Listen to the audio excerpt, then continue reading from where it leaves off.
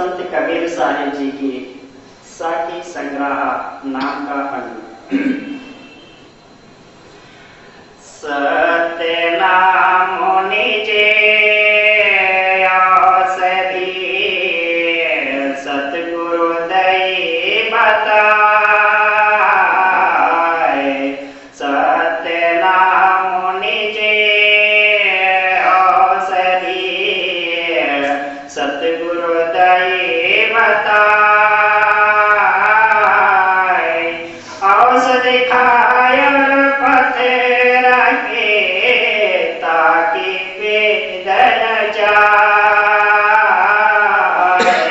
ताकि वेदन जाए।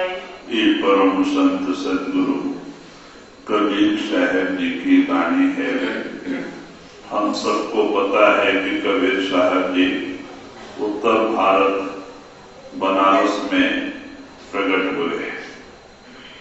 इनके बारे में कुछ कहावत है कि आप एक विधवा ब्राह्मणी के पेट से पैदा हुए। वो ब्राह्मणी स्वामी रामानंद की शिष्या थी।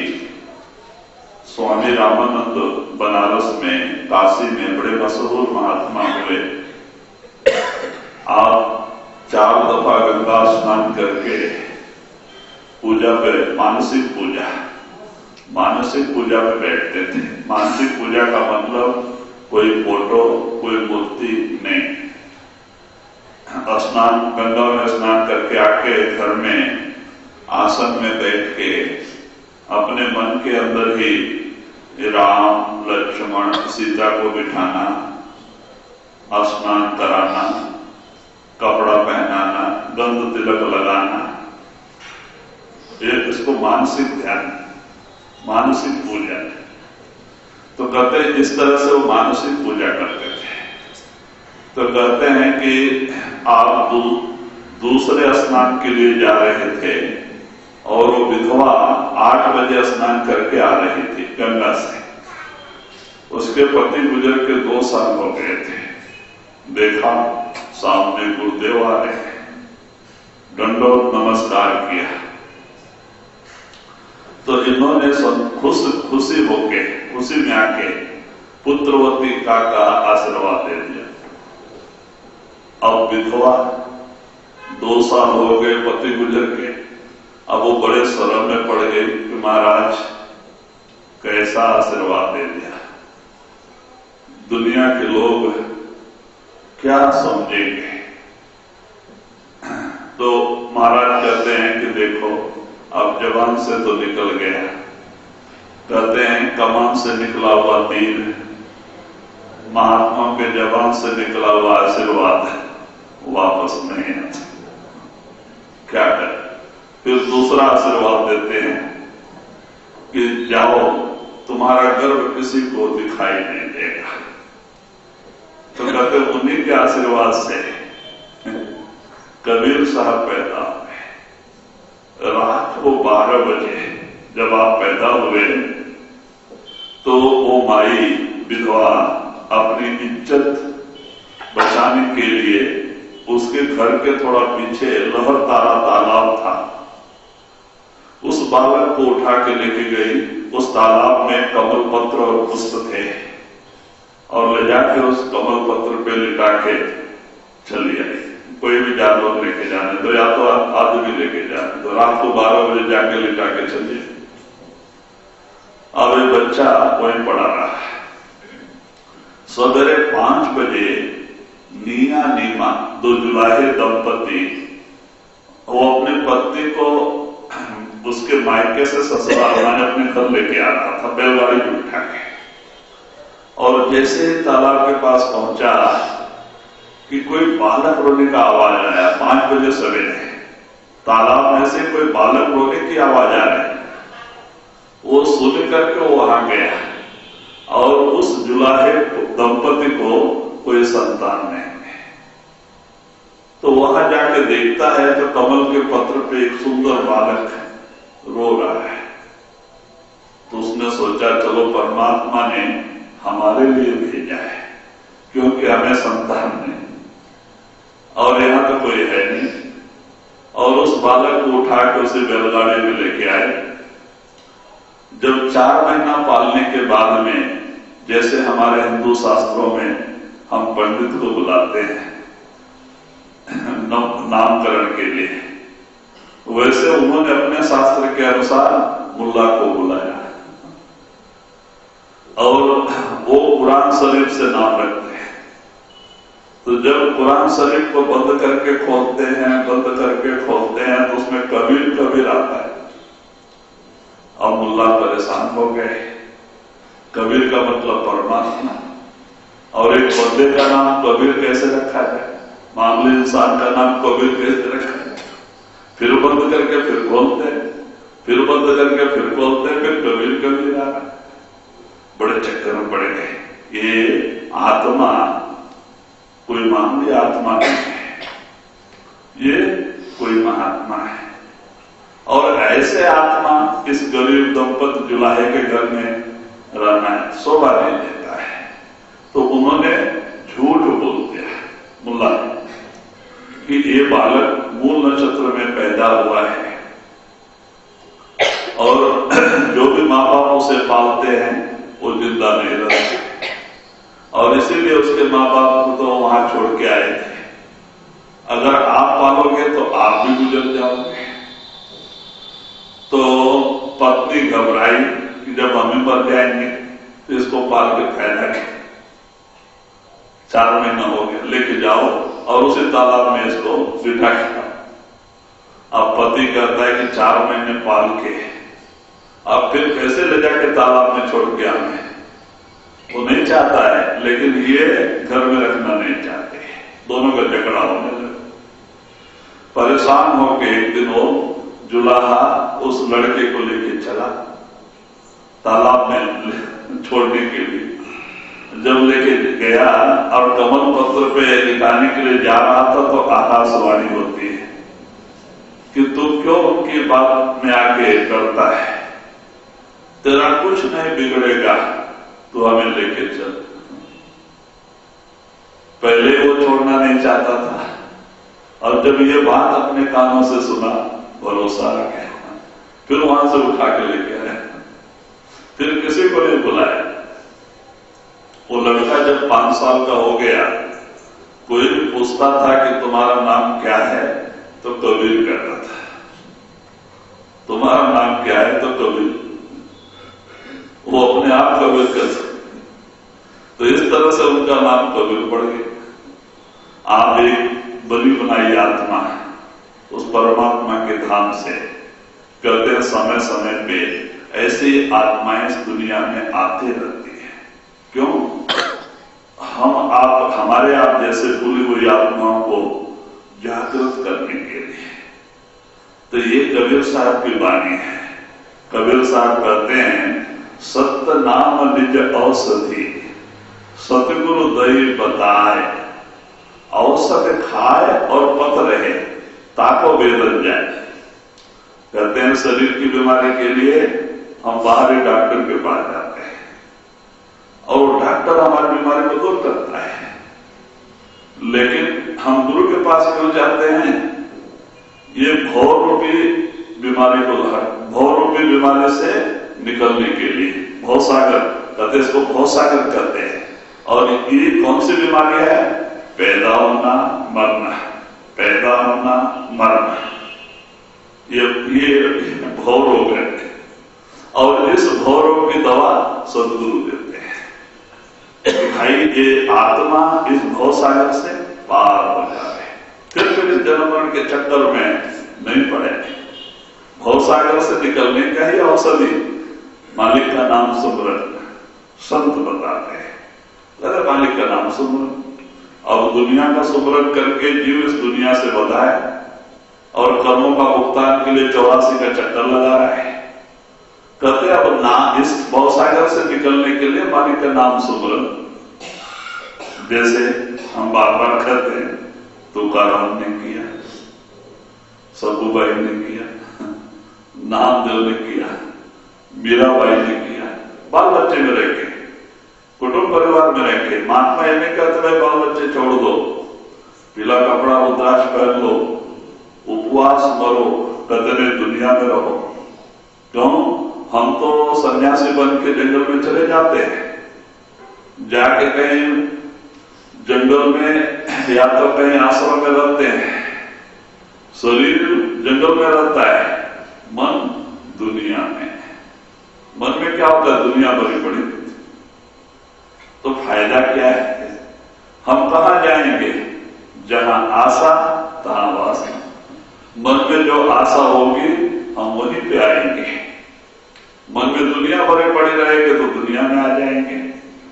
मन उस मालिक के नाम से जुड़ा रहेगा, मालिक में जाके समाएंगे। इसीलिए महात्मा कहते भाई शरीर से अपनी ड्यूटी बजाओ, कुटुंब परिवार में रहो, नौकरी धंधा व्यापार बिजनेस जो भी मालिक ने दिया है करो। ये लेन देन का हिसाब किताब है पिछले जन्मों का, ड्यूटी बजाओ, लेकिन दुनिया का बन के नहीं, मालिक का बन के। मन को उस दुनिया से निकाल लो और उस मालिक के नाम से जोड़ लो। जैसे तुकाराम ने, सखू भाई ने, मन को उस दुनिया से निकाल लो, उस मालिक के नाम से जोड़ लो। आप रहो दुनिया में, बाल बच्चे खाना खाते समय मालिक का नाम सुमरन रहे, रास्ता चलते समय नाम सुमरन रहे, कहीं बस में जाते समय नाम सुमरन रहे। काम बन गए। कहते हम सच्चे सन्यासी हैं। जब हमारा मन उस मालिक के नाम से जुड़ा है, हम कहां जाएंगे? मालिक में जाके समाएंगे। ये शरीर को मुक्ति नहीं, मुक्ति बंध और मोक्ष का कारण मन है, शरीर नहीं। ये तो मिट्टी का बर्तन है, ये तो हमें 4 दिन के लिए मिला है। जैसे हमारे दादा परदादा फेंक के गए, हमें भी फेंक के जाना है। ना ये उनके साथ गया, ना हमारे साथ जाएगा। ये तो आत्मा के रहने का मकान है। कोई किसी को 60-70 के साल के लिए मिला है, तो इसे हमें ही छोड़ के जाना है। देखो महात्मा लोग भी छोड़ के गए, और हमारे उत्तर भारत में अग्नि को सुपुर्द कर देते हैं, जल के 2 मुट्ठी राख बन जाती है।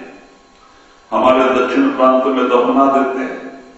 ये मट्टी का शरीर मट्टी खा जाती है, हड्डी भी नहीं बचता है, वो भी मट्टी खा जाती है। तो गदरे ये मट्टी ही है।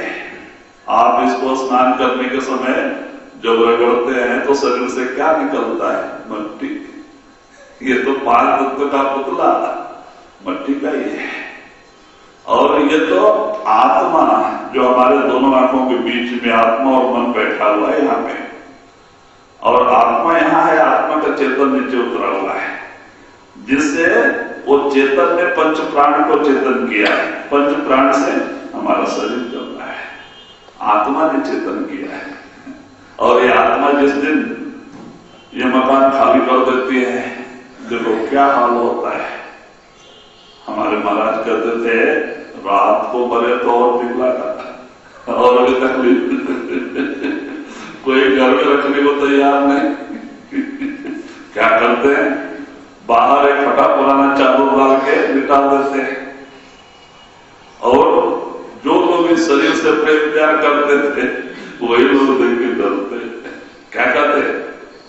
किसी को भूत बन के ना पकड़ लेते।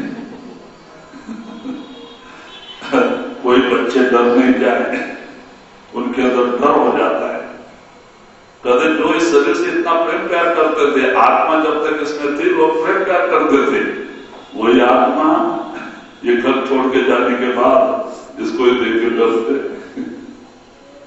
कहते एक दिन भी रखने को लोग तैयार नहीं। जो भी आता है क्या करता है? ले चल उठाओ देर मत करो, ले चल। कोई नहीं कहता भाई थोड़ा टाइम रहने देते। ये हालत है। तो महात्मा कहते नहीं भाई ये नर नारायणी शरीर है, परमात्मा ने शरीर को अपने रूप के ऊपर बनाया है, इसमें अपना सारा खजाना भरा है, भर के परमात्मा खुद बैठा है। इसके अंदर 16 लोक 16 मंडल का रचना करके परमात्मा खुद बैठा है। अपने पास आने का रास्ता भी इसी के अंदर रखा है। वही हमें कांगल मुर्शिद पूरा गुरु बताता है। वही नहीं कहता परमात्मा कहीं जंगल में बैठा है, पहाड़ों में बैठा है, तीर्थों में बैठा है, वो कहता है परमात्मा तेरे अंदर है। परमात्मा का जीता जागता कोई मंदिर है तो मानव शरीर है, जिसे परमात्मा ने खुद बना के भेजा है। ये चलता फिरता है मंदिर है। एक मुसलमान फकीर क्या करता है, मंदिर तोड़े मस्जिद तोड़े तो भी कुछ नहीं मजाका है, लेकिन दिल मत किसी का तोड़े है तो घर खास खुदा का है। मंदिर में तो बहुत तरह है, मस्जिद सफाई सफाई है, वहां तो चुनी की दीवार, लेकिन दिल दरगाह के अंदर में झलकता नूर खुदाई है। क्या है, हर इंसान के अंदर एक रोशनी छाई है जो बढ़ती बढ़ती कभी अवधि न एक लाई है। वो परमात्मा का प्रकाश 24 घंटे एक जैसा बराबर चमक रहा है हमारे अंदर। अगर हम गुरु का कहना मान लें, रोज 2.5-3 घंटे की बैठक बना के अंदर आ जाए, 6 चक्कर पार करके 7वें में आ जाए, हमारी तीसरी आंख खुल जाती है। हम देख सकते हैं परमात्मा का प्रकाश आत्मा की आंख से करते हैं। परमात्मा का प्रकाश दिखाई देता है, आत्मा के कान से वो आवाज सुनाई देती है। इन कानों से नहीं, इन आंखों से नहीं। मैंने सवेरे भी कहा ना, शिवाजी महाराज जी के गुरु रामदास स्वामी ने क्या कहा है, चर्म चक्षु न लक्ष्य ज्ञान चक्षु निरक्षे। कहते भाई उस सच्चाई को देखने वाली आंख वो कोई और आंख है, ये आंख नहीं, ये तो फना को देखने वाली आंख है, नाशवान चीजें देखने वाली आंख है। कहते जो दिल से सो नासे, परे आज के काल इन आंखों से जो दिखाई देता है सब नाश होने वाला है। ये चमड़े की आंख है, चर्म चक्षु, ज्ञान चक्षु अलग है। जब हम गुरु की कृपा से हमारी आत्मा सिमट के 9 दरवाजे छोड़ के 10वें में आ जाती है, इसकी तीसरी आंख खुल जाती है, शिव नेत्र खुल जाता है, और जो भी परमात्मा ने हमारे अंदर, हमारे पिता ने भंडार भर के रखा है, वो सब दिखाई देने लगता है। वो चीजें हमें मिल जाती है, हम धन्य हो जाते हैं। इसीलिए कबीर साहब इशारा देते हैं, सत्य नाम निज औषधि, सतगुरु दही बताए, औषध खाए और पत रहे ताको वेदन जाए। कहते जो संतों का हुक्म माना, उनके बताए हुए रास्ते पे चले, मालिक के नाम से जुड़े, कहते उनका ये पैदा होना मरना, पैदा होना मरना, ये दुख हमेशा के लिए दूर हो गया, वो मुक्त हो गया। और भी जो खाएगा वो मुक्त होगा। तो कहते संत वो औषधि हमें देते हैं भाव सागर से पार होने के लिए। जी कबीर सतगुरु नाम में बात चलावे, और कबीर सतगुरु नाम में बात चलावे, और इसे अपराधी जीव को 3 लोक कित ठोर, 3 लोक कित ठोर। तो वही कबीर साहब जी कहते हैं कि भाई जो संतों के नाम का अपमान करता है, यानी उनकी निंदा करता है, तो कहते भाई 3 लोग नहीं ठोर, उसको 3 लोग में और देगा। देखो एक बार रामायण में कथा आती है, कालभूषणी। कालभूषणी वो अपने पिछले जन्म का वृत्तांत तो गरुड़ को बताते हैं। कालभूषणी बड़े ज्ञानी थे, कौवे के शरीर में थे। तो गरुड़ पूछते हैं कि महाराज आपको इतना ज्ञान कैसे मिला? तो कहते भाई ये ज्ञान मेरा पिछले जन्म की तपस्या का फल है। तो कहते आप थोड़ा पिछले जन्म के बारे में बताओगे? गरुड़ पूछते, कहते हाँ, मतलब बताओ। कहते पिछले जन्म में मैं एक शिव का भक्त था, और एक गुरु से मैंने उपदेश लिया था और गुरुदेव ने मुझे शिव की आराधना बताई थी और ओमकार का जाप, ओम नमो शिवाय का।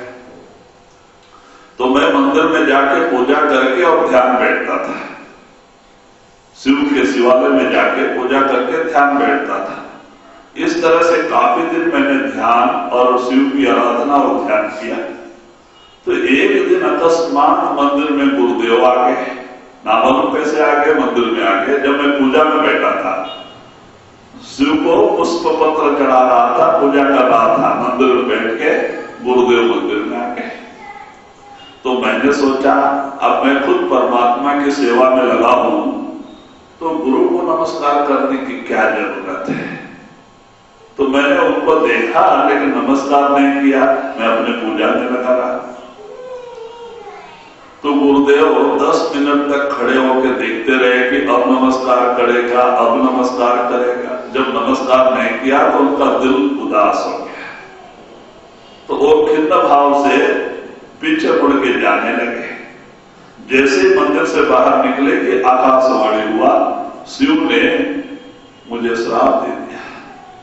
शिव ने दे दिया, आकाशवाणी हुई, हे मूर्ख, तेरा प्रत्यक्ष गुरु तेरे सामने आके खड़ा है और तूने उसको नमस्कार नहीं किया, तू मेरी पूजा से लगा है, तूने गुरु का अपमान किया। जा, आगे तो कौवे के शरीर में पैदा होगा, आगे तेरे को कौवे का शरीर मिलेगा, सबसे नीच शरीर, जो देखता है पत्थर मारता। तो कहते हैं कि कितना सुन के गुरुदेव को दया गई, वो भागे भागे आए और हाथ जोड़ के शिव के आगे प्रार्थना करते हैं कि महाराज अज्ञानी है, माफ कर दो, हमारा शिष्य अज्ञानी है, माफ कर दो, इसको श्राप मत दो। लेकिन शिव ने कहा नहीं, आगे कोई ऐसा ना करे, ये आगे कौवे के शरीर में पैदा होगा, इसीलिए मुझे कौवे का शरीर मिला।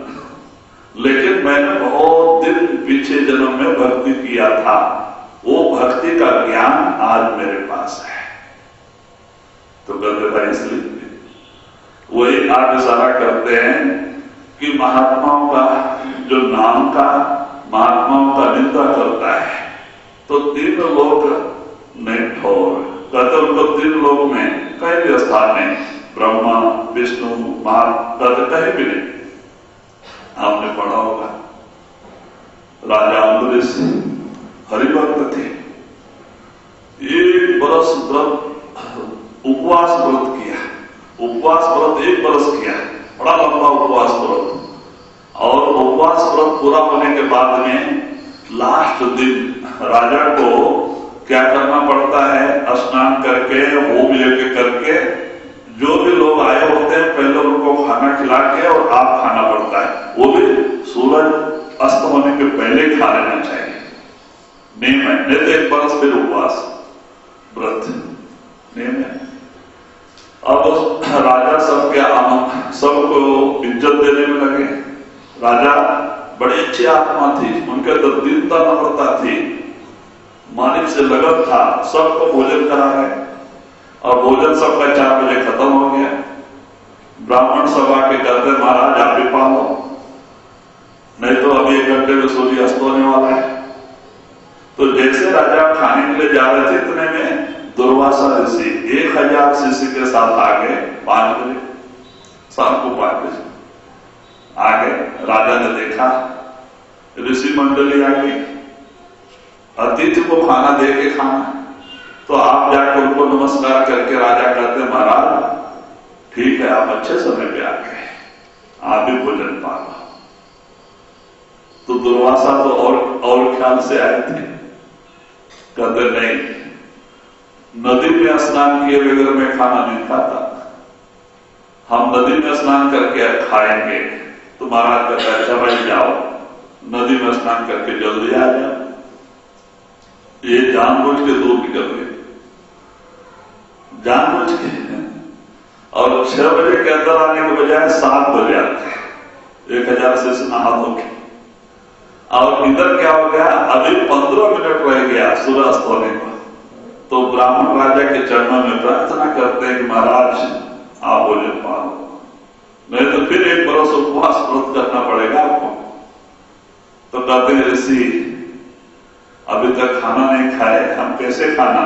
नहीं महाराज आप व्रत पूरा कर लो, ऋषि को खाना खिला दिया जाएगा। महाराज ने उनका बात मान लिया, जाके भोजन पा लिया।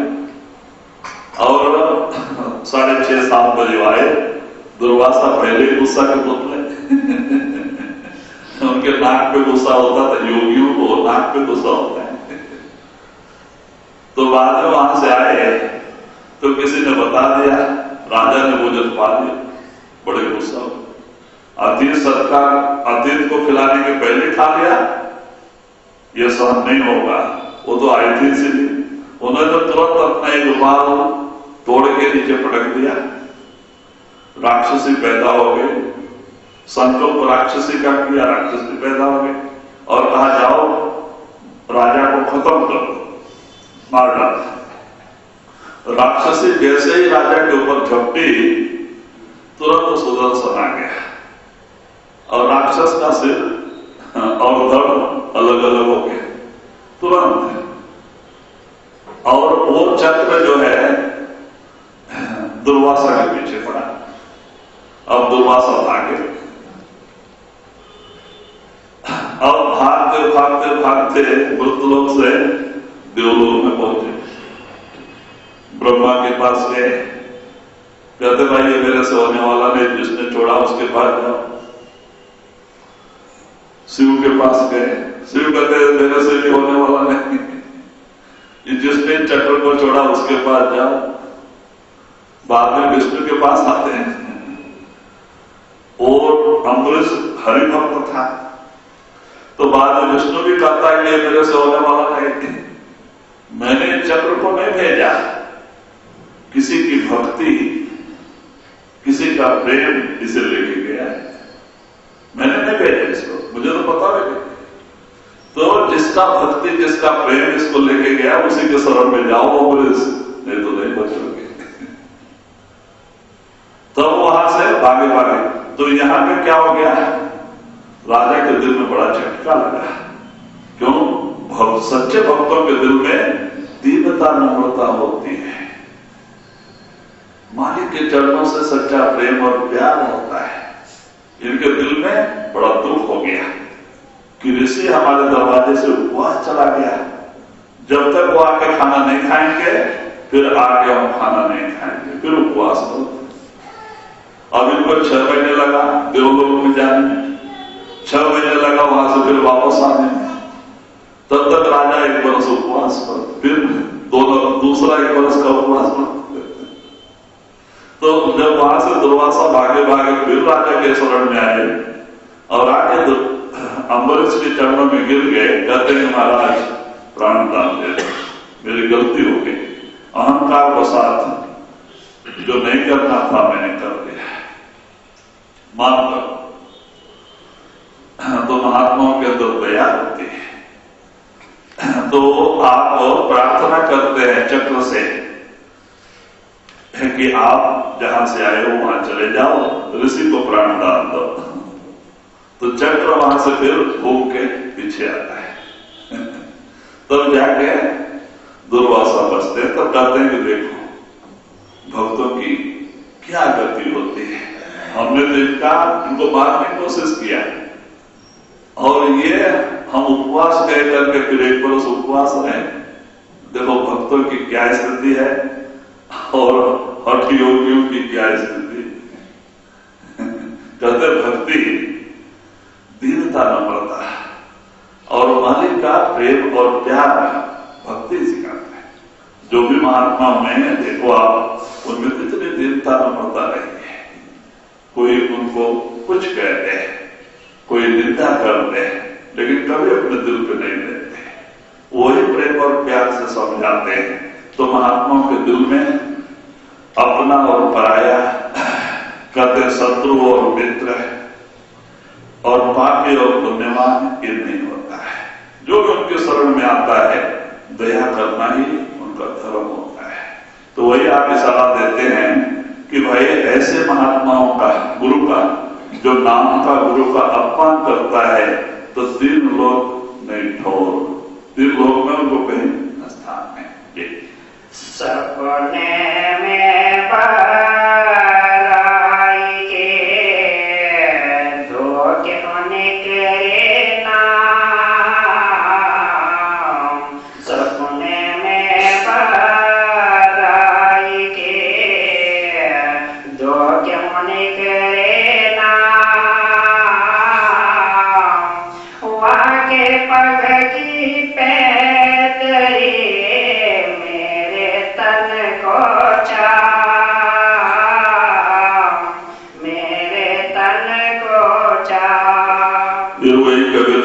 इशारा देते हैं कि हे मालिक, अगर किसी भी प्रेमी भक्त को सपने में भी उसके घट से भूल के भी मालिक का नाम निकल जाता है तो ऐसे भक्तों के पैर के मैं अपना चमड़े का जूता बना के पहनाने को तैयार हूं, यानी उनका आदर करने को। देखो भक्तों में कितना दीनता होता है। कहते अगर भूल के तो मालिक का नाम उससे निकल जाता है तो मैं अपने शरीर के चमड़े को निकाल के जूता बना के उसको पहनाने को तैयार हूं। देखो कबीर साहब के अंदर कितने भावना है। कबीर साहब ने सबको हिदायत दिया। कबीर साहब संत महात्मा थे जो भूली हुई आत्माओं को मालिक के घर ले जाने के लिए आए थे। महात्मा यही कहते हैं, देखो भाई, जिस नगरी में आज हम बैठे हैं ये नगरी हमारी नहीं है, ये काल और माया की नगरी है और इस दुनिया का नाम मृत्युलोक है, मरने का देश है। तुम्हारा देश सतलोक सचखंड है, परमात्मा का देश ही तुम्हारा देश है। क्यों? तुम शरीर नहीं हो, तुम आत्मा हो। शरीर तो किराए का मकान है, 60-70 साल के लिए मिला है। जैसे हमारे दादा और दादा छोड़ के गए, हमें भी छोड़ के जाना है। इसीलिए तो कबीर साहब कहते हैं ना, राम गयो रावण गयो जाको वो परिवार, कहे कबीर फिर नहीं स्वप्ने जिन संसार। ये संसार भी एक स्वप्न के तुल्य है। इसीलिए महात्मा कहते हैं दुनिया में रहो, जो भी परमात्मा ने आपको जहां भेजा है अपनी ड्यूटी बजाओ, क्योंकि आपका लेन देन का हिसाब किताब है पिछले जन्मों का। ड्यूटी बजाओ, लेकिन दुनिया का बन के नहीं, दुनिया झूठी है, नासवान है। मालिक के नाम का बन के, गुरु का बन के दुनिया में रहो, आपका यह लो पर लो दोनों बन जाएगा। कबीर सब जगे निर्धना, धनवंता नहीं कोई। कबीर सब जगे निर्धना, धनवंता नहीं कोई। धनवंता सोए जानिए, सास नाम धन होय, सात नाम धन होय। फिर वही कबीर साहब जी कहते हैं, कबीर सब जगह निर्धन। कहते सब इस दुनिया में निर्धन है, गरीब है। कहते हैं कि सच्चा धनी वही है जिसके पास वो नाम रूपी धन है। इसी को गुरु नानक ने भी कहा है, नानक दुखिया सब संसार, सोई सुखिया जो नाम आधार। कहते संसार में सब दुखी है, राजा से लेके रंग तक। कहते कौन सुखी है? जिसने दुनिया के आधार को छोड़ के नाम का आधार पकड़ लिया, नाम से प्रेम प्यार जोड़ ली। कहते ऐसे महात्मा सुखी है, और जिन्होंने दुनिया को अपना आधार बनाया वो दुखी है। क्यों? मरने के बाद नरकों की सजा, 84 का जेल खाना, इससे बड़ा दुख क्या? कहते वही सुखी है जिसको ऐसा सुंदर मानव शरीर पाके सदगुरु मिले, संत मिले, उनका आना जाना खत्म हो गया। तो कहते वो नाम रूपी धन ही सच्चा धन है। देखो एक बार अकबर बादशाह शिकार के लिए गया जंगल में। शिकार खेलते खेलते दूर बहुत टाइम लग गया, भूख लग गई उसको। अब जंगल में भोजन कहाँ मिले। अब जैसे राजा महाराजा श्रीमंत साहूकार जो टाइम टाइम बराबर खाते हैं, थोड़ा लेट हो गया तो बहुत तकलीफ होती है। और गरीब लोगों को आदत पड़ जाती है, टाइम नहीं मिला तो चल जाते। अब इनको भूख लगी हुई है, बड़ी हालत खराब हो रही, बादशाह इधर उधर देख रहे हैं।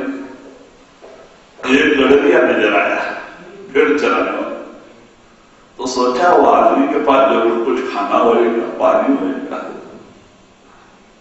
घोड़ा लेके उस गड़रिए के पास पहुंचे और क्योंकि भूख, तो बाद में पूछते क्यों भाई तेरे पास कुछ खाना और पानी है? बोलता है हाँ महाराज है। तो तुम मेरे को थोड़ा देगा? जरूर। तो उसने क्या किया, राजा ने घोड़ा छोड़ दिया और उसने पत्ता तोड़ के लाया और वो पीछे बांध के रखा था अपने चावल और चटनी। अब गरीबों का भोजन उसने निकाल के तोड़ दिया आधा। बादशाह कितना खाएगा? खाना तो थोड़ा ही रहता है, लेकिन भूख स्वाद नहीं होती। तो बाद में इन्होंने खाया, पानी मिला के दिया, पिया। जब तृप्त हो गए, सोचते हैं इसने मेरी जान बचाई और इस बेचारे को पता नहीं मैं कौन हूं। तो बादशाह कहता है कि भाई तेरे को पता मैं कौन हूं? बोलता महाराज मेरे को क्या पता? अरे मैं दिल्ली में रहता हूं और दिल्ली खाली 2-3 किलोमीटर दूर है वहां से। मैं दिल्ली में रहता हूं, मेरा नाम अकबर बादशाह है। तेरे को कभी कोई जरूरत पड़े तो तू मेरे पास आना है। आज से मैं तेरा दोस्त हूं, मैंने तेरा नमक खाया, मैं तेरा दोस्त हूं, मैं तेरी सहायता करूंगा। ये बोलता है बड़ी गजब की बात है, तुम्हारे पास खाने को चावल अन्न नहीं, पीने को पानी नहीं, फिर बोलते हैं कि मैं तुम्हारी मदद करूंगा। अरे आपको चाहिए तो बोलो, मेरे पास और है। क्योंकि वो थोड़ा दिमाग कम। तो अकबर बादशाह ने सोचा क्या करे, बेचारा समझ कम है। बोला अच्छा ठीक है, मैं तेरा दोस्त हूं, कभी भी जरूरत पड़े तो मेरे पास आना है, मेरा नाम अकबर है। ठीक है। गया शाम को भेड़ बकरी लेके घर पे, और रात को सोने के समय औरत से कहता है कि एक घोड़े पे बैठ के एक आदमी आया था और उसने मेरे पास से खाना लेके खाया, पानी पिया। बोलता मेरा नाम अकबर है, मैं तेरा दोस्त हूं, कभी तेरे को कोई कमी हो तो मेरे पास आना, मैं तुम्हारी मदद करूंगा। औरत बड़ी समझदार थी, उसने बोला अरे अकबर बादशाह, क्योंकि दीदी 4 किलोमीटर अकबर बादशाह सबको पता है। अकबर बादशाह जिसका दोस्त हो जाए तो उसको क्या कमी है? तो हम लोग की गरीबी दूर हो जाएगी। तो वो रोज खटपट चालू कर दिया, झगड़ा चालू कर दिया। रोज रात को लड़ाई, तू जा सवेरे उठ के तू जा सक। अरे क्या जाना, उसको खाने के लिए अन्न नहीं, पीने के लिए पानी नहीं, वो क्या देगा? अरे तेरे पता नहीं, तू जा। रोज रोज लड़ाई झगड़े से परेशान हो गए, कहता अच्छा मैं कल जाता हूं। तो औरत ने सवेरे उसको स्नान कराया और थोड़ा चूड़ा था उसके पास, वो एक डॉक्टर बांध के दिया और एक कंबल लिया, लकड़ी लिया, चल दिया वहां से। जाने के समय सोचता है कि बेचारा बना कहीं पेड़ के नीचे बैठा होगा, उसको खाने को नहीं था, तो घर भी नहीं होएगा, एक पेड़ के नीचे बैठा होगा, उसको कुछ छाया बिया करके आना अच्छा है। तो जाते जाते किसी से एक बंडल घास मांगा, ये अपना वाला धान का, वो बंडल बांधा और वो सर में उठाया, वो बंडल लेके और कंबल सर लेके चला। और जाते जाते पूछते जाता है अकबर कहां रहता है, अकबर कहां? जो भी देखे परेशान हो गए। अकबर बादशाह, एक वचन में तो बात करने वाला अकबर बादशाह को ऐसा कोई है नहीं, लेकिन इसके ऊपर से नीचे देखते थे, वो दिमाग में हमें रास्ता बता देते। इधर उधर से जाके महाद्वार पे पहुंचा। राजभवन के दरवाजे पे पहुंचा। अब द्वारपाल को जाकर पूछता है अकबर कहाँ रहता है। वो लोग बड़े परेशान हो गए, बोलते हैं कैसा आदमी है, सिर पे घास का बंडल है, खंबल है, लकड़ी है। बोलता अकबर अकबर एक वचन बात करता है। बोले क्या काम है? वो मेरा दोस्त है, मैं उससे मिलूं। वो लोग परेशान हो गए, बड़ा अजीब बात है। चलो भाई किस बारे में कौन सा सांप रहता है पता नहीं, जाके अकबर बादशाह तो पूछ के तो आए।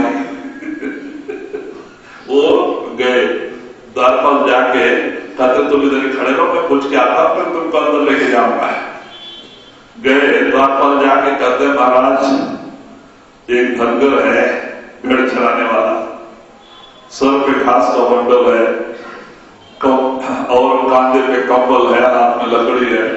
अकबरा कहाँ, अकबरा का घर कहाँ वो पूछते आ रहा है वचन में।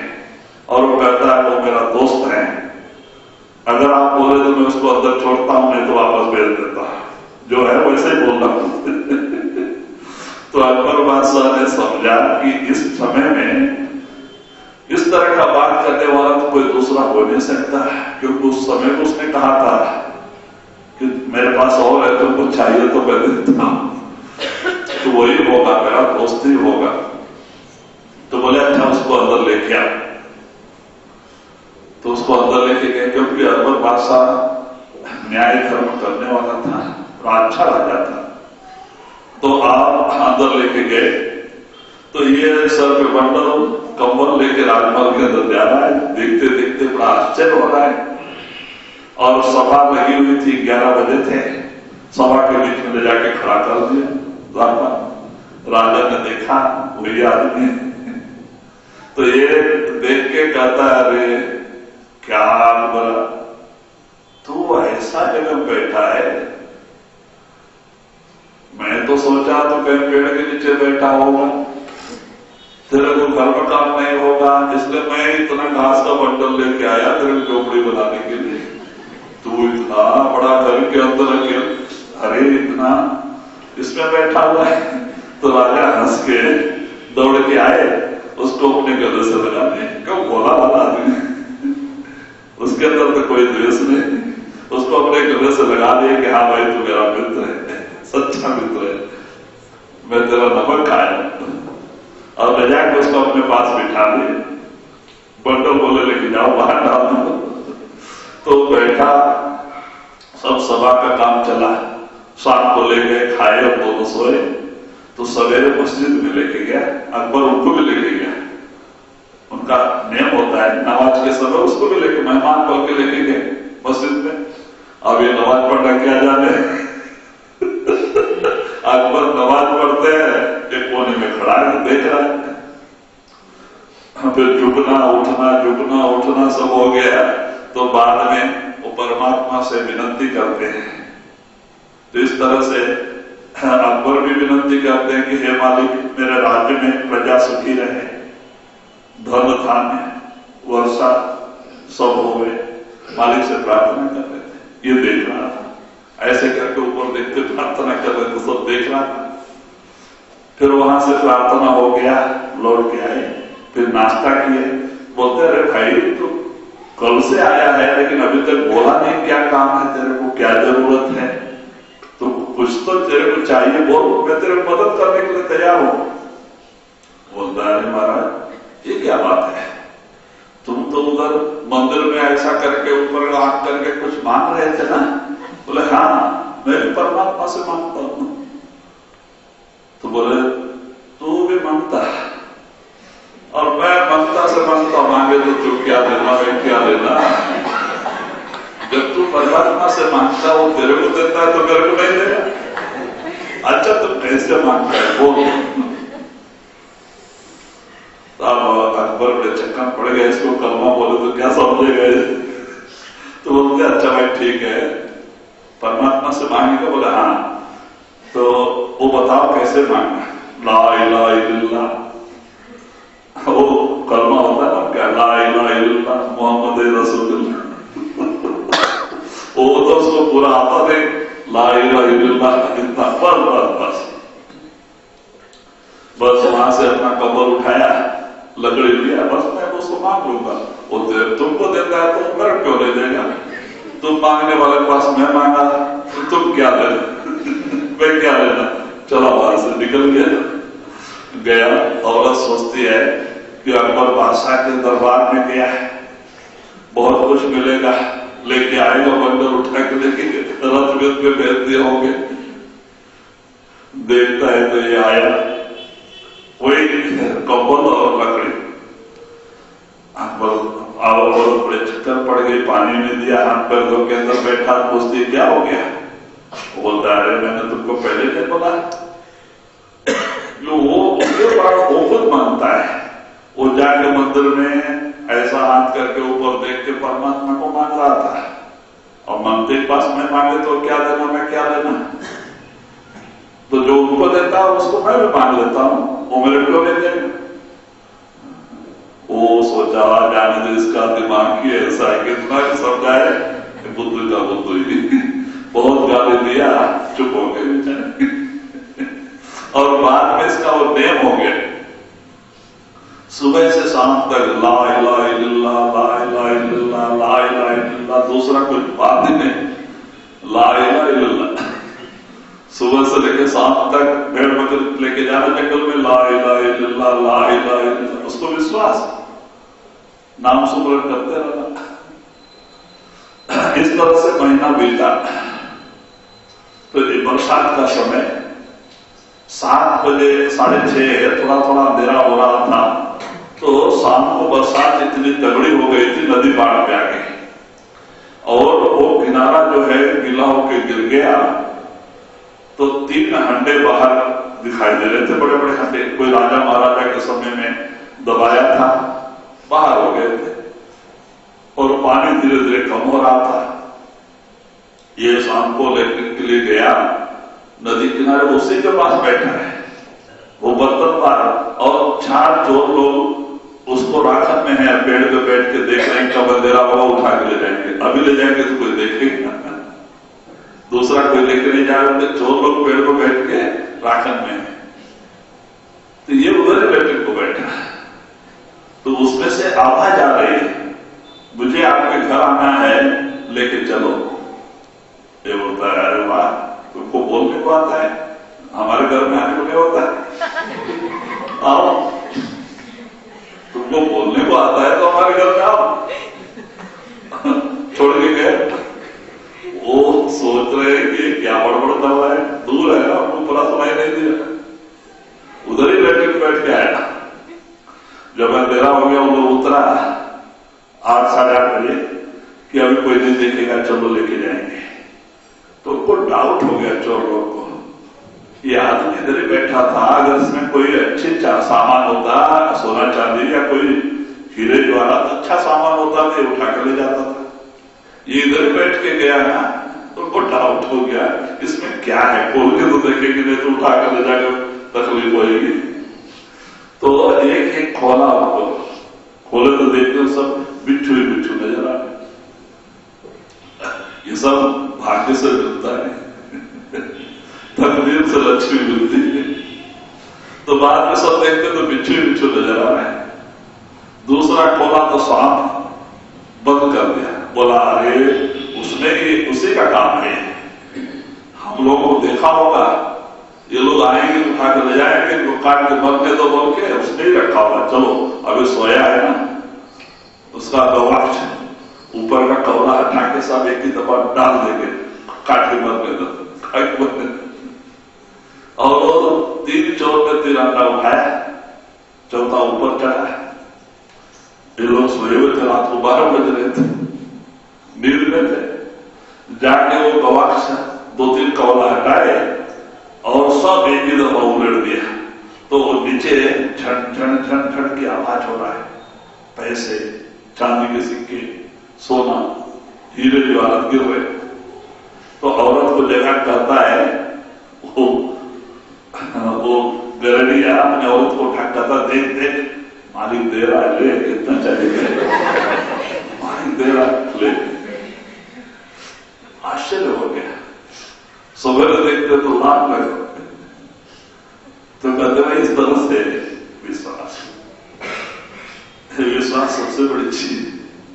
मालिक का नाम विश्वास, श्रद्धा, सबूरी से अगर हम उस मालिक का नाम सुमरन से जुड़कर दीनता पता लेंगे तो मालिक कुछ कमी नहीं रखता है। क्यों? ये जो हमारा मानव शरीर है, ये नर नारायणी शरीर है, इसमें परमात्मा ने सारा खजाना भरा है। कहते हैं हीरे, जवाहरात, माणिक, सोने चांदी के बंगले हैं, इसमें 16 लोग हैं, खजाना भरा है। अगर हम अंदर आ जाएं या तो नाम से लोग लगा दें, मालिक के नाम से, तो देखें वो मालिक हमें कुछ कमी नहीं करता है। लेकिन सच्चा विश्वास, श्रद्धा होनी चाहिए। कहते हैं देखा देखी भगत को कभी न चढ़ सी रंग। जो देखा देखी भक्ति करते हैं उनको नाम का रंग नहीं चढ़ता है। वो प्रेम और प्यार भक्ति अंदर से पैदा होनी चाहिए। इस जन्म में हमें मालिक से मिलना है। ये मानव शरीर हमें इसीलिए मिला है, अपने परमात्मा के घर पहुंचना है, मालिक से मिलना है। श्रद्धा विश्वास लेके नामकरण में कहते मालिक से मालिक को मांगे तो सब कुछ मिलता है। अगर वो मालिक ही हमारा बन गया, हम राजा से राजा को मांगे, मालिक से मालिक को ही मांग ले तो मालिक आएगा, उसकी बादशाह अपने आप आ जाएगी। अगर हम दाता से दात मांगते हैं, दात मिल जाती है लेकिन शरीर के साथ ही रह जाती है, तो हमारा किया कराया भक्ति ही रह गया, फायदा कुछ नहीं मिला। तो कहते नाम बड़ी अच्छी चीज है। हमें भक्ति क्यों करना है? उस मालिक के लिए। परमात्मा की भक्ति परमात्मा के लिए, गुरु की भक्ति गुरु के लिए, दुनिया के सामान के लिए नहीं। तो वो मुक्ति मिलता है, इसका काम बन जाता है। जाके गांठे नाम है, ताके है सबसे दे। जाके गांठे नाम है, ताके है सबसे दे। कर जोरे सबे अष्ट सिद्धि नौनी दे, अष्ट सिद्धि नौनी। तो वही कबीर साहब कहते हैं जिनकी पूंजी नाम है, कहते हैं जिनकी पूंजी नाम है, जो नाम के रंग में रख गए जिनका धन नाम है, नाम के धन इकट्ठा कर रहे हैं और नाम को सब कुछ मानते हैं। कहते हैं अष्ट सिद्धि नौ निधि, हाथ जोड़े खड़े। कहते हैं कि अष्ट सिद्धि, सिद्धि 8 प्रकार की है और निधि लक्ष्मी 9 प्रकार की है। लक्ष्मी 9 है, तो अष्ट सिद्धि 9 निधि 9 लक्ष्मी। उसके वो भगत के दरवाजे पे हाथ जोड़ के खड़े रहते हैं। ये सिद्धि और रिद्धि धन की मालिक कुछ हुक्म करो, लेकिन भक्त कभी इनसे काम नहीं लेते, मालिक की मौज में रहते हैं। कहते ये फसाना है। वो भक्ति से नीचे गिराने के लिए रिद्धियां सिद्धियां आती हैं, लेकिन भक्त कभी इनसे काम नहीं लेता है, जो सच्चे भक्त होते हैं। देखो तुकाराम को भी कितने धन दौलत देने की लोग कोशिश किया, नहीं, नाम रूपी धन, मुक्ति के लिए नाम रूपी धन, वो सच्चा धन है। वो नाम रूपी धन इकट्ठा करना वो सच्चा धन है, जो भाई बंधु भी छीन नहीं सकते और कोई चोर चुरा नहीं सकता, कोई छीन भी नहीं सकता। वो साथ जाता है, हमें मुक्ति दिलाता है, हमें अपने पिता से मिलाता है, अपने घर पहुंचाता है। वो नाम रूपी धन। तो कहते जिसकी निधि नाम है, सब सुख है उसके पास। तो अष्ट सिद्धि 9 निधि भी हाथ जोड़े खड़ा दरवाजे पे। कहते हैं ऐसे महापुरुषों के दरवाजे पे अष्ट सिद्धि और 9 निधि हाथ जोड़ के खड़ी रहती है, लेकिन महात्मा उनसे काम नहीं लेते, मालिक की मौज में रहते हैं। जो इसे मालिक भेजा है वैसे ही रहते हैं। रविदास ने सारी जिंदगी चप्पल बना के बेच के गुजारा किया, जबकि राजा पीपा, रानी मीराबाई रविदास के शिष्य थे, लेकिन नहीं, एक बार मीराबाई ने देखा, क्योंकि गांव देश के लोग ताना मारते थे मीरा को, छत्रानी रानी होके चमार के झोपड़ी में जाती, बनारस में जब दर्शन के लिए जाती थी तो लोग ताने मारते थे। तो मीरा को बड़ा दर्द हुआ, तो एक दिन एक बड़ा हीरा लेके गई, कोहिनूर हीरा, और ले जाके रविदास के सामने रख के कहते महाराज से जाकर इसको बेच के एक बंगला बना लो, हमारे जैसे लोगों को आने जाने का रास्ता बन जाए। तो रविदास कहते हैं कि मीरा, मुझे तो परमात्मा इसी झोपड़ी में मिला है, परमात्मा ने इसी झोपड़ी में दर्शन दिया है, और ये चप्पल गांठ गांठ के मैंने उस मालिक को पाया है, ये दो काम मैं नहीं छोड़ सकता, ये दो स्थान में नहीं बदल सकता, तू अपना हीरा तो लेके जा। कहते नहीं महाराज दया कर, लोग ताने मारते हैं। कहते बेटी तेरे को ताने का मान अपमान का डर है, तू घर में बैठ के भजन कर, मैं तुझे वहीं दर्शन दूंगा लेकिन मेरा ये बदलना नहीं। तो मीरा ने सोचा चलो अभी महाराज का ख्याल नहीं, फिर बाद में ख्याल बदल जाएगा। तो झोपड़ी में एक बूढ़ होता है, माने खड्डा होता है ना जगह जगह सामान रखने के लिए, तो वहां रख के मीरा चली गई कि महाराज मैंने यहां रखा है, आज नहीं तो कल बेच के आप अपना ही कर लो। तो मीरा चली गई। फिर 6 महीने के बाद आती थी, तो आने के समय मीरा सोचती है कि महाराज तो अब अच्छे घर मकान में होंगे, सब सुविधा होगी, और हमारे जैसे लोगों को जाने में असुविधा नहीं पड़ेगी। लेकिन आके वहां देखती तो वही झोपड़ी, वही चप्पल का काम तो मीरा पूछती है दर्शन वर्शन करने के बाद, महाराज जो मैंने हीरा आपको दिया तो क्या हो गया? तो कहते देख बेटी क्या रखी वही होगा।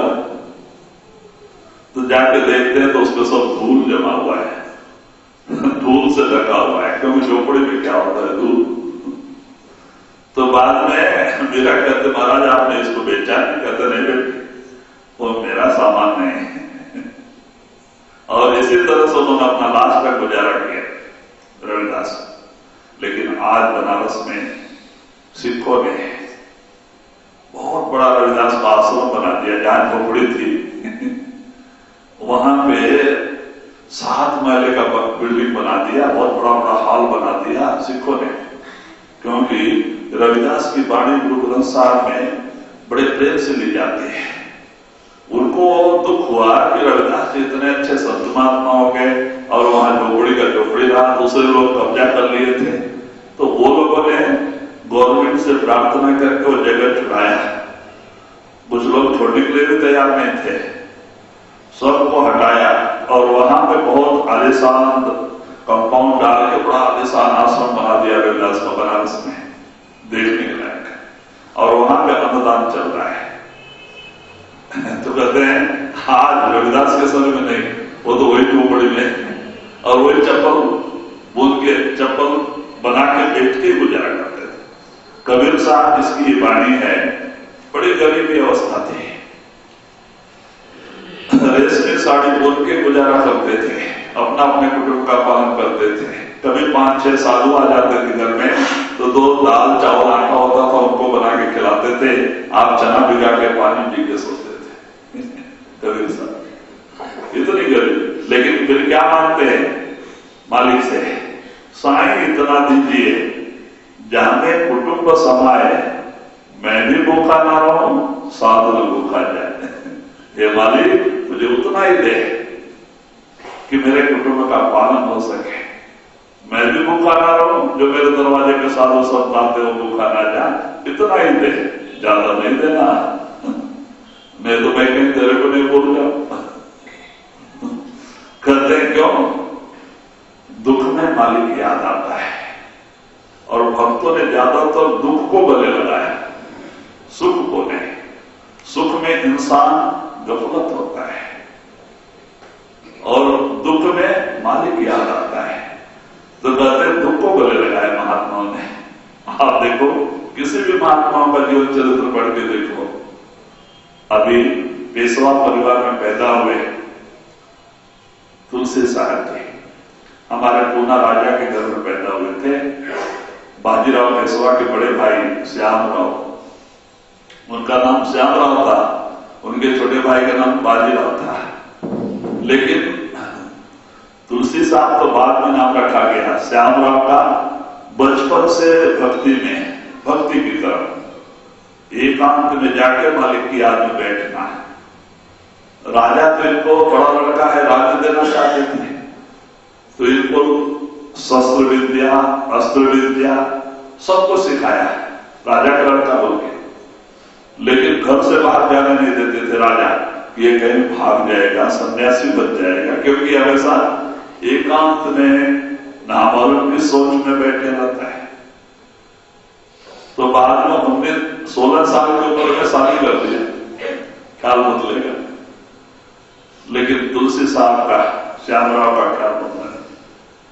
19 साल की उम्र में एक दिन अपने पिता से कहते हैं कि पिताजी मैं शिकार खेलना चाहता हूं, क्योंकि बाहर जाने देते थे, कंपाउंड से बाहर छोड़ते थे।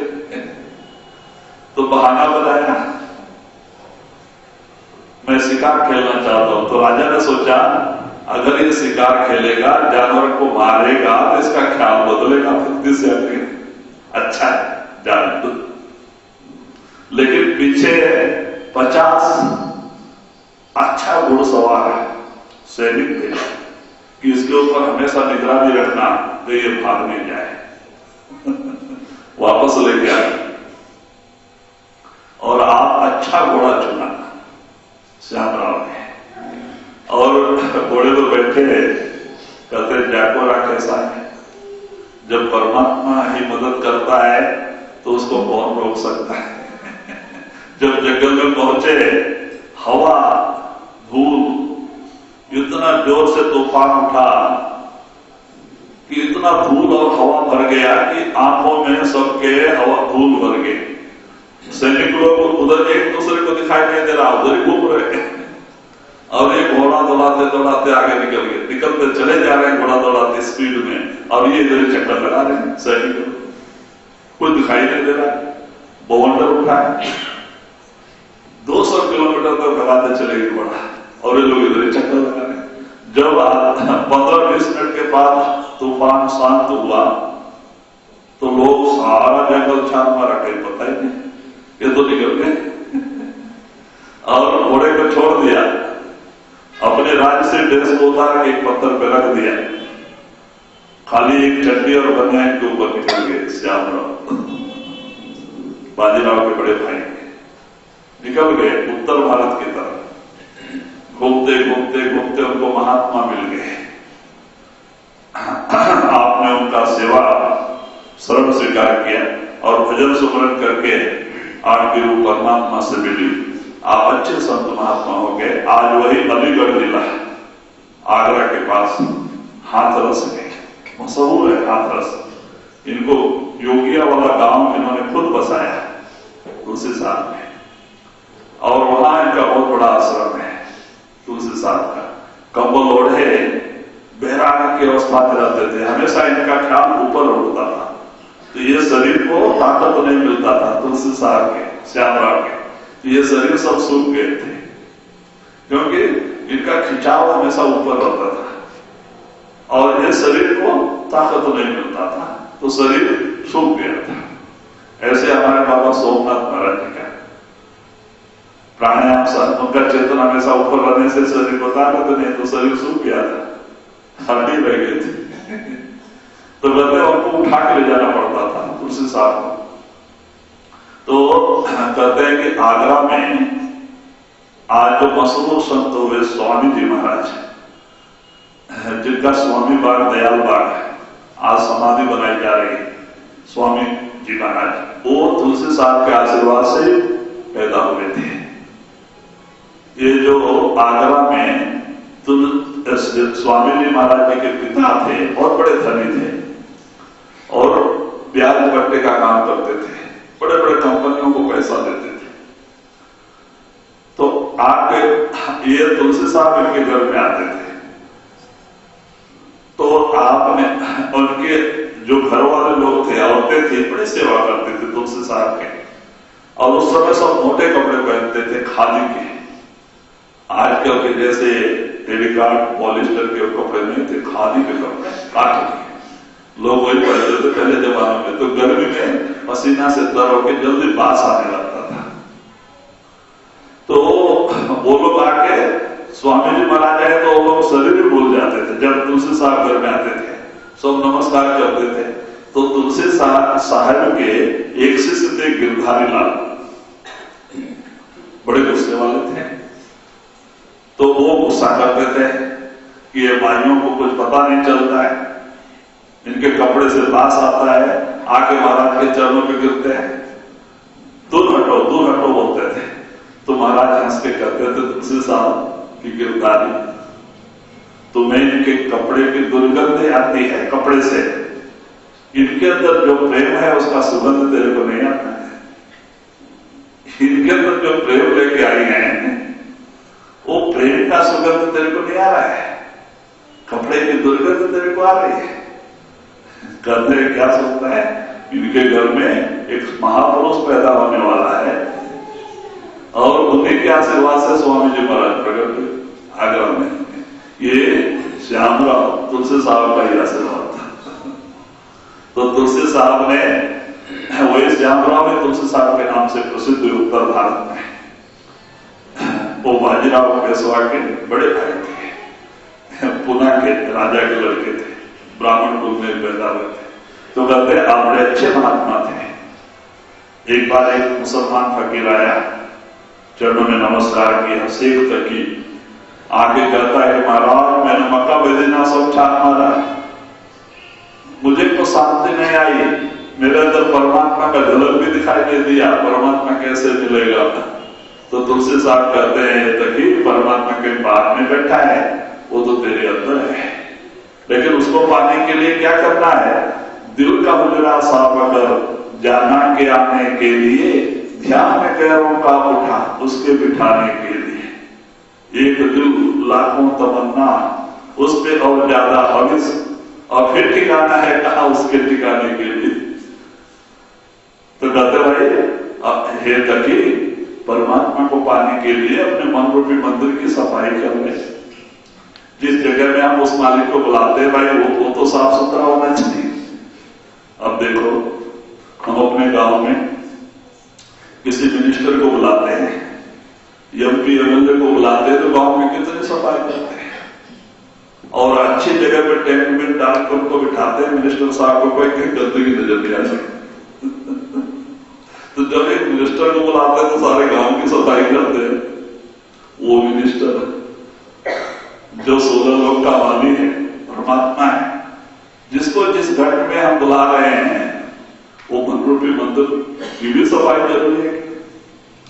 उसमें क्या हो रहा है, सब पूरा कचरा, एक दिल लाखों तमन्ना उस पे और ज्यादा हविस, कोई कचहरी कुटुंब परिवार का चिंता सब वो मन रूपी मंदिर में भरा और उसमें परमात्मा बुलाते रहे जो भी आने उसको बैठने के लिए जगह, ये पूरा कचरा जा रहे।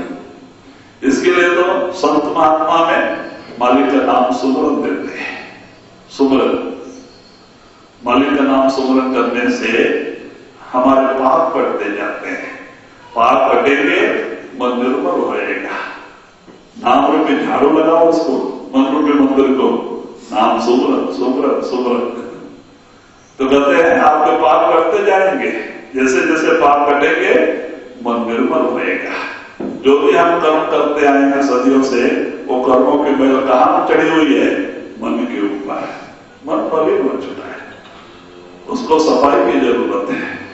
तो मालिक का नाम सुमरन, सुमरन कर करके महात्माओं ने पहले मन की सफाई किया, मन निर्मल हो गया, चित्त स्थिर हो गया और वो चढ़ाई करने लगती है। एक दिन 9 दरवाजे छोड़ के दर्शन में आ गई, तीसरी आंख खुल गई। भाई वो जो चीज परमात्मा ने आपके अंदर रखी वो चीज आपको मिल गई, आप धन्य हो गए।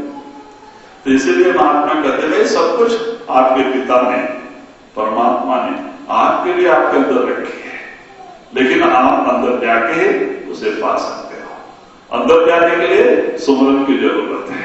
सुमरन नाम सुमरन, मालिक का नाम सुमरन। तुकाराम, जैसे तुकाराम ने किया, बाल बच्चे में रहे,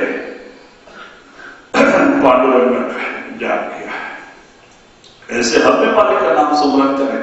खाना खाते समय सुमरन रहे, रास्ता चलते समय सुमरन रहे, बस में जाते समय सुमरन रहे। कामन घर बैठ के करना ऐसी बात नहीं। चलते फिरते अगर मालिक का नाम सुमरन करते हैं, सब हमारे लेखे में जमा होता है। भूल के भी मालिक का नाम लेते हैं, वो भी हमारे लेखे में जमा होता है। जैसे पाप वैसे पुण्य भी, सब हमारे लेखे में होता है। तो गंदे महात्मा में नाम बड़ी अच्छी चीज है।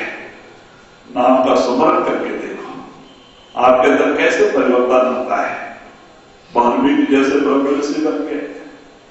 कहते ना, गणिका अजामिल जैसे पापी नाम अनेकन तारी, पतित पावन नाम निर्मल तुम क्यों चले विसारी। तो कहते भाई नाम बड़ी अच्छी चीज है। गणिका वैश्या थी, अजामिल पापी था, सदन कसाई था, लेकिन नाम सुमरन करके महात्मा बन गए। तो नाम सारे पापों को धो डालता है। घट मन रूपी मंदिर निर्मल हो जाता है, घट में ज्ञान का प्रकाश पैदा हो जाता है। तो कहते हैं नाम बड़ी अच्छी चीज है। जिन लोगों ने नाम सुमरन किया वही महात्मा बने। जाके गाते